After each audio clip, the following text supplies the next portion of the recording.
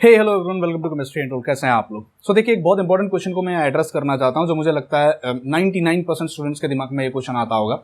हम सबको पता है कि आईआईटी में पढ़ने वाले बच्चे बड़े कम होते हैं, बहुत कम खुशनसीब होते हैं जो आईआईटी में जा पाते हैं और जिनको आईआईटी में पढ़ने का मौका मिलता है। और जो मेजोरिटी हमारी ऑडियंस होती है, इवन आप आईआईटी जैम की बात कर लो या आईआईटी जेई की बात कर लो या जो भी कॉम्पिटिटिव एग्जाम्स की जो हम आईआईटी में लेके जाते हैं, मेजोरिटी जो हमारी ऑडियंस होती है वो नॉर्मल नॉन आईआईटीएंस जिनको हम कहते हैं, वो या तो एनआईटीज में चले जाते हैं या नॉर्मल यूनिवर्सिटीज़ में पढ़ते हैं या स्टेट यूनिवर्सिटीज़ में या सेंट्रल यूनिवर्सिटीज़ में चले जाते हैं। अब एक बहुत इंपॉर्टेंट क्वेश्चन मेरे दिमाग में आता है, बहुत बार ये यूजुअली स्टूडेंट मुझसे पूछते हैं, और ये एक ऐसा क्वेश्चन है जिसकी वजह से न जाने कितने स्टूडेंट्स ने हमारे अपने पीएचडी का जो सपना होता है वो तोड़ दिया होता है। और क्वेश्चन ये आता है कि सर, क्या सिर्फ फॉरेन कंट्री में जाके पीएचडी करना सिर्फ आईआईटीज के लिए ही पॉसिबल होता है? इसका ये तो ऐसा हो गया कि सर, ताजमहल होटल में खाने के लिए क्या सिर्फ अमीर जा सकते हैं? मतलब क्या सिर्फ अमीर ही अफोर्ड कर सकते हैं जो ताजमहल होटल में जा सकते हैं? जी नहीं, ऐसा नहीं है। एक्चुअली इस क्वेश्चन को मैं इसलिए एड्रेस करना चाहता हूं कि बहुत सारे बच्चे होते हैं जो एक्चुअली फॉरेन कंट्रीज में जाना चाहते हैं। They want to go to Europe और यूएस या कनाडा या कहीं ईस्ट में कहीं पे भी जाना चाहते हैं, जापान ले लो, सिंगापुर ले लो, कोरिया, न्यूजीलैंड या ऑस्ट्रेलिया में पढ़ना चाहते हैं। They want to pursue the PhD, but unfortunately उनको ऐसा लगता है कि नहीं यार, मैं नॉन आईआईटीएन हूं या मैं आईआईटी में नहीं हूं तो मैं वहां तक नहीं जा सकता। और अगर मान लीजिए मैं एक नॉन आईआईटीएन हूं तो मैं कैसे इन चीजों के लिए अप्लाई कर सकता हूं और क्या चीजें मेरे लिए बहुत मायने रखेंगी। तो स्टार्ट करते हैं सबसे पहले इस क्वेश्चन के साथ कि क्या एक नॉन आईआईटीएन भी अब्रॉड में जा सकता है? जी हाँ, एक नॉन आईआईटीएन भी अब्रॉड में जा सकता है। बहुत बड़ी बात नहीं है, सिर्फ आपको ये होना है कि आपको अवेयर रहना है। सी प्रोसीजर अगर आपको पता है कि बस एक फर्क क्या होता है कि एक आईआईटीएन स्टूडेंट को और एक नॉन आईआईटीएन स्टूडेंट को बस एक एक्सपोजर या कहता हूं अवेयरनेस की कमी होती है। अगर आपको ये पता है कि फॉरेन कंट्री में अप्लाई करने के लिए क्या क्या स्टेप फॉलो करने पड़ते हैं, किस तरीके से आपको क्या क्या करना पड़ता है, कब जीआरई का पेपर, कब टॉफल का पेपर, कब आइलेट्स का पेपर देना पड़ता है, अगर आपको ये सारी चीजें पहले से पता है, अगर आपको ये पता है कि आपके रिसर्च पेपर का क्या इंपॉर्टेंस है, अगर आपको पता है कि आपके मार्क्स का क्या इंपॉर्टेंस है, तो आप पहले से वेल प्लान्ड होते, वेल सेटल्ड होते और आपको पता है कि मुझे अगर वहां जाना है तो ये रास्ता मुझे फॉलो करना पड़ेगा। आपको पता है कि आपके टीचर के रिकमेंडेशन आपको कितना मैटर करता है, तो आप टीचर्स के साथ अच्छा कॉन्टैक्ट बना के रखोगे, टीचर्स के साथ लड़ाई झगड़ा नहीं करोगे। तो इट्स ऑल अबाउट अवेयरनेस। सी, मैं आपको ऑनेस्टली बताऊं, मैं मुंबई में रुईया कॉलेज से पढ़ा हूं और मेरे रुईया कॉलेज में जब मैं पढ़ रहा था तो मेरे साथ बहुत सारे फ्रेंड्स थे। आज के टाइम पे अगर मैं आपको गिन के बताऊं तो ना भी ना कह के मैं 10 से 15 नाम ऐसे जानता हूं जो इंडिया के बाहर बैठे हुए हैं, and none of them is from IIT और एनआईटी और बहुत बड़े इंस्टीट्यूट से नहीं है। उन सबने ग्रेजुएशन मेरे साथ रुईया कॉलेज में करी थी, और पोस्ट ग्रेजुएशन किसी ने कहीं से करी है, किसी ने नॉर्मल मुंबई के कॉलेजेस में करी है, कोई बड़ौदा चला गया था, कोई कहीं चला गया था, कोई बाहर चला गया था। एंड आज के टाइम पे कोई यूएस में बैठा है, कोई जर्मनी में बैठा है, कोई स्विट्जरलैंड में बैठा है, कोई मलेशिया में है। तो इट्स नॉट दैट कि सिर्फ नॉन आईआईटीएन जो होते हैं वो कहीं नहीं जा सकते। It's all about the game of exposure and awareness. अगर आपको स्टेप्स पता है तो आप एक्चुअली आराम से अप्लाई कर सकते हैं। नाउ क्वेश्चन आता है कि एक नॉन आईआईटीएन होते हुए क्या डिफरेंस है एक नॉन आईआईटीएन में और एक आईआईटीएन में? उनको इतने आसानी से फॉरेन कंट्रीज में पीएचडी करने क्यों मिल जाता है? सबसे बड़ा डिफरेंस तो यही है कि वो आईआईटीएन है, क्योंकि उनके जो प्रोफेसर होते हैं जो आईआईटी में पढ़ाते हैं वो खुद बाहर प्रोजेक्ट कर रहे होते हैं, उनके रिसर्च चल रहे होते हैं। किसी देखिए एक आईआईटी का जो टीचर होता है वो खुद पीएचडी या पोस्टडॉक करके आया होता है, या तो पीएचडी इंडिया में करी होती है, पोस्टडॉक बाहर करी होती है, या तो पोस्टडॉक इंडिया में करी होती है और पीएचडी कहीं बाहर करी होती है। इनडायरेक्टली पीएचडी पोस्टडॉक कोई तो एक होती है जो फॉरेन कंट्री में वो करके आया होता है, और उनके कॉन्टेक्ट से उनके कनेक्शंस बाहर बहुत ज्यादा होते हैं। और आईआईटी के it's just like the cream institute. हम कहते हैं ना आईआईटी क्रीम इंस्टीट्यूट है। क्या डिफरेंस है? ये सबसे बड़ा डिफरेंस होता है कि आईआईटी के जो प्रोफेसर होते हैं उनका जो रीच होता है, जिनको हम ह्यूमन रिसोर्स कहें या जो भी कर लो, पहचान कहें या कुछ भी कर लो, वो उनकी बाहर कंट्रीज के प्रोफेसर के साथ, यूनिवर्सिटीज के साथ काफी अच्छी होती है। दूसरी बात होती है कि इसकी वजह से ये जो वहां पढ़ने वाले स्टूडेंट्स होते हैं, देखो भाई, सुबह से शाम अगर मैं अच्छी बातें करूं आपके साथ तो आपके दिमाग में भी वही चीजें घूम रही होती हैं। अगर मैं आप सुबह से शाम आपके साथ बैठ के सिर्फ बकवास की बातें करूं, है ना, नॉनसेंस टॉपिक पे डिस्कस करूं, तो आपका दिमाग भी नॉनसेंस चीजों में चला जाता है। तो ये आईआईटी के बच्चे क्या होते हैं, जिन अपने प्रोफेसर्स को देखते हैं, उनको लैब्स में काम करता हुआ देखते हैं, उनकी बड़ी बड़ी लेबोरेटरीज देखते हैं, उन इंस्ट्रूमेंट्स देखते हैं और किस तरीके से काम कर रहे हैं, पीएचडी के स्टूडेंट्स को देखते हैं, तो उनका माइंडसेट भी पीएचडी की तरफ चला जाता है। और भाई देखो, ह्यूमन नेचर है, हम भी इन्फ्लुएंस होते हैं। अगर मैं एक बहुत बड़े बॉडी बिल्डर के साथ अगर मैं 1 महीना, 2 महीना, 10 महीना रहूंगा तो कहीं ना कहीं मेरे पे उसका असर पड़ेगा कि मैं भी बॉडी बिल्डिंग करने की कोशिश करूंगा। अगर मैं एक एक्टर के साथ रहूंगा तो मेरा भी एक्टिंग करने का मन करना, मैं भी कहीं ना कहीं ट्राई करूंगा। तो अगर मैं अच्छे लोगों के साथ रह रहा हूं जो रिसर्च में ओरिएंटेड है, जो रिसर्च में, तो मेरा भी कहीं ना कहीं मन जो होता है वो इंक्लाइन हो जाता है रिसर्च की तरफ। तो सबसे बड़ा फायदा जो होता है, बेनिफिट होता है आईआईटीएंस को, यही होता है कि उनके जो प्रोफेसर होते हैं वो रिसर्च कर रहे होते हैं। इसलिए हम आपसे चीख चीख के, चिल्ला चिल्ला के कहते हैं कि भाई आईआईटी में इसलिए नहीं जाना कि आईआईटी में नौकरी मिलेगी या आईआईटी में लाखों करोड़ों का पैकेज मिलेगा। वो तो जेई पास करने वाले बच्चों को, बीटेक वालों को मिलता है, प्योर साइंस वालों को तो इतना पैकेज होता भी नहीं है। सबसे बड़ा बेनिफिट यही होता है कि वहां पर आपको एक्सपोजर मिलेगा, नई दुनिया की खिड़कियां खुलेंगी जहां से आपको दिखाई देगा जो आप एक नॉर्मल बच्चा, शायद एक नॉर्मल नॉन आईआईटीएन जो होता है शायद वो उतना क्लियरली ना देख पाए। अब मैं ये नहीं कह रहा कि नॉन आईआईटीएन को दिखाई नहीं देता है, शायद उतना क्लियरली ना देख पाए, उतना एक्सपोजर उसको ना मिले जितना एक IIT को मिलता है। दूसरी बात होती है रिकमेंडेशन।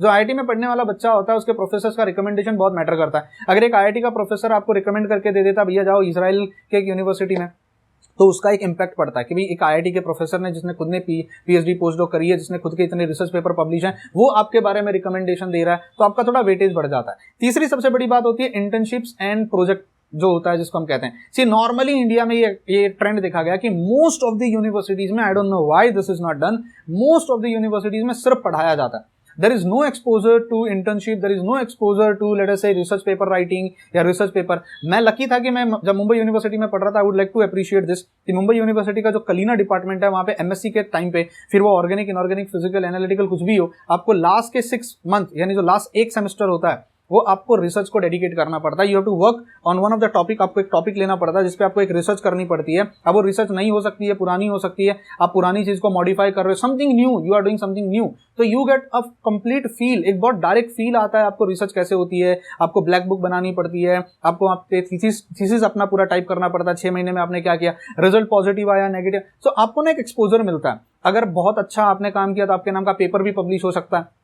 अब ये तो नॉर्मल कुछ कुछ सिलेक्टेड जगहों पे ये होता है, बट IITs में इसको काफी सीरियसली लिया जाता है। अब आप यकीन नहीं मानोगे, मोस्ट ऑफ द स्टूडेंट जो IIT में पढ़ रहे होते हैं, जो MSc करते हैं, MSc के टाइम पे ही उनके 2-3 रिसर्च पेपर पब्लिश हो जाते हैं। अब रिसर्च पेपर बेसिकली क्या होता है, जब भी आप कोई नई चीज करते हो और अब उसमें आपको सक्सेस, अपने कोई बहुत बड़ा नोबेल प्राइज विनिंग जैसा वो प्रोजेक्ट नहीं होता, बट आप कुछ भी अगर कोई नई चीज करते हो जिसकी साइंस में की दुनिया में कंट्रीब्यूशन होता है, तो आप उसके बारे में लिख के वो जाहिरात करते हैं ना, न्यूज़पेपर में जैसे डालते हैं, वैसे आप जर्नल्स में उस चीज को पब्लिश कर सकते हो। और अगर आपके नाम पे एक भी रिसर्च पेपर आ जाता है, या अगर आपने एक बहुत बढ़िया प्रोजेक्ट भी किया होता है फॉरेन कंट्री में या फॉरेन प्रोफेसर के ऊपर, उसका बहुत बड़ा इंपैक्ट पड़ता है। देखो भाई, सीधी सी बात है, अगर मुझे अपनी गाड़ी चलाने के लिए एक ड्राइवर को हायर करना है, तो सीधी बात है मैं कोई फ्रेशर तो लूंगा नहीं जिसने कभी गाड़ी नहीं चलाई हो, जिसको ये नहीं पता स्टीयरिंग क्या होता है, ब्रेक क्या होता है, एक्सेलरेटर क्या होता है, गियर क्या होता है। तो मैं एक ऐसे इंसान को लूंगा भले ही जिसने 1 महीना ही चलाया हो, एटलीस्ट उसे कुछ आइडिया हो। तो जो फॉरेन के प्रोफेसर होते हैं वो ये प्रेफर करते हैं कि अगर आप ऑलरेडी लैब का एक एक्सपीरियंस लेके आ रहे हो, रिसर्च पेपर का, लिटरेचर क्या होता है, रिसर्च पेपर रीडिंग कैसे करते हैं, अगर आपका इसके पास थोड़ा बहुत भी एक्सपोजर होता है तो आपकी वेटेज वहां पे थोड़ी सी बढ़ जाती है। अब ये सारी चीजें जो नॉर्मल यूनिवर्सिटी में पढ़ने वाले बच्चे होते हैं, कहीं ना कहीं मिस आउट कर देते हैं। भाई वहां तो हमारा सिलेबस ही कंप्लीट हो जाए, वही बहुत बड़ी बात होती है। मैं तो मोस्ट ऑफ द टाइम मेरे पास मैसेजेस भी आते हैं, सर हमारे तो यहाँ टीचर पढ़ाते ही नहीं है, हमारे तो यहाँ सिलेबस ही कंप्लीट नहीं होता है, हमारे तो यहाँ सेमेस्टर में कह दिया जाता है ये नोट से रट्टा मार लो। तो ऐसा बच्चा जिसको ये सारी चीजें मिली ही नहीं है, तो वो अगर सोचे भी मेरे को फॉरेन कंट्री में जाके PhD करनी है, पोस्टडॉक करनी है, तो वो कैसे करेगा। तीसरी एक सबसे बड़ी चीज होती है कि थोड़ा फाइनेंशियल भी एक मैटर करता है। सिर्फ जो IIT में पढ़ने वाला बच्चा होता है उसे कहीं ना कहीं पता होता है कि 2 साल के बाद अगर उसे PhD करनी है तो उसे कितना फाइनेंस लगेगा, तो वो पहले से प्लानिंग कर लेता है। इट्स जस्ट लाइक कि मुझे अगर 5 साल के बाद घर खरीदना है तो मैं आज से सेविंग्स करूंगा, मैं आज से अरेंजमेंट करूंगा कि मुझे इतना चाहिए। कुछ कंट्रीज में आपको फाइनेंस दिखाना पड़ता है कि मेरे अकाउंट में इतना पैसा है, जैसे यूएस वगैरह की अगर मैं बात करूं, कुछ कंट्रीज में वैसा नहीं होता है। अब जैसे जर्मनी आप जाते हो तो आपको लैंग्वेज आनी चाहिए, तो कुछ बच्चे होते हैं जो पहले से ही जर्मन सीखना स्टार्ट कर देते हैं। फ्रांस में जा रहे हो तो you know it's all the game of कि आप कब शुरू कर रहे हो। अगर एक दिन आप रात को उठ के सुबह पहले कहते हो यार मैं तो आज ना मैं इंग्लैंड में जाके PhD करना चाहता हूं, सर मुझे बता दो मैं इंग्लैंड में PhD कैसे करूं, then it becomes really difficult. तो आपको ये सारी चीजें पहले से पता होना चाहिए, और यही एक्सपोजर मिलता है IITians को। जो हमारे नॉन IITian बच्चे कहीं होते हैं, जो नॉर्मल यूनिवर्सिटी में पढ़ने वाले बच्चे होते हैं, वो मिस आउट कर देते हैं। उन नॉन IITians में से भी कुछ ऐसे होते हैं जो काफी अवेयर होते हैं, जो 2-4 कदम आगे होते हैं। उनको जब ये सारी चीजें पता चल जाती हैं तो वो पहले से अपना अरेंजमेंट कर लेते हैं और फिर वो निकल जाते हैं बाहर PhD या पोस्टडॉक करने के लिए या अपनी MSc करने के लिए। तो मैं आपसे यही कहूंगा कि ये सोच के मत नाराज हो जाइएगा कि मैं नॉन IITian हूं या मैं बड़े इंस्टीट्यूट में नहीं पढ़ रहा हूं तो मैं फॉरेन कंट्री में नहीं जा सकता।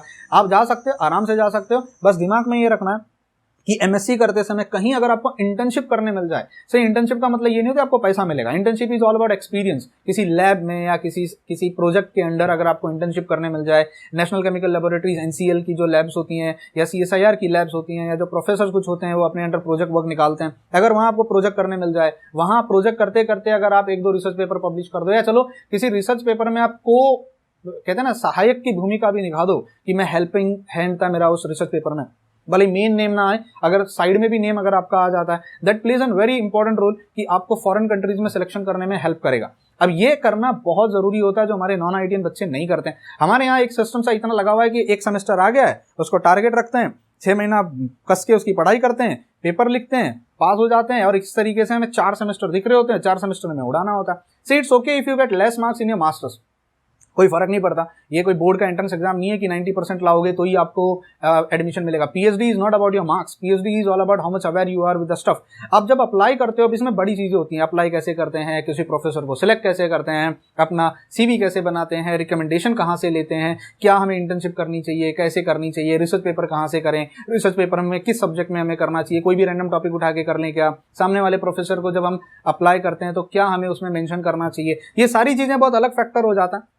पहले आप अपना दिमाग बनाइए और अपने दिमाग से ये हटा दीजिए कि अगर मैं एक नॉन आईआईटीएन हूं तो क्या मैं फॉरेन कंट्री में पीएचडी करने नहीं जा सकता। जी हाँ, आप जा सकते हो। अगर आप क्यूरियस हो इन सब चीज़ों के बारे में तो आप पहले स्टार्ट कीजिए। अगर पॉसिबल हुआ तो मैं कोशिश करूंगा कि मैं इस चैनल पे, यूट्यूब चैनल पे, केमिस्ट्री अनटोल्ड पे, ये सारे क्वेश्चन जो दिमाग में आते हैं पीएचडी से रिलेटेड, इनके एक एक करके आपको आंसर देने की कोशिश करूं ताकि आप तक ये अवेयरनेस पहुंचे और जो बच्चे फॉरेन कंट्री में पीएचडी करने की एस्पिरेशन रखते हैं उनके सपने ना टूटें और वो ये समझ जाएं कि इट्स ओके अगर मैं एक नॉन आईआईटीएन हूं, कोई फर्क नहीं पड़ता। इट्स ओके अगर मुझे एमएससी में 60% या 70% भी मिला है, या इट्स ओके अगर मैं गोल्ड मेडलिस्ट नहीं हूं या मैं बहुत बड़ा टॉपर या रैंकर नहीं हूं। It's fine.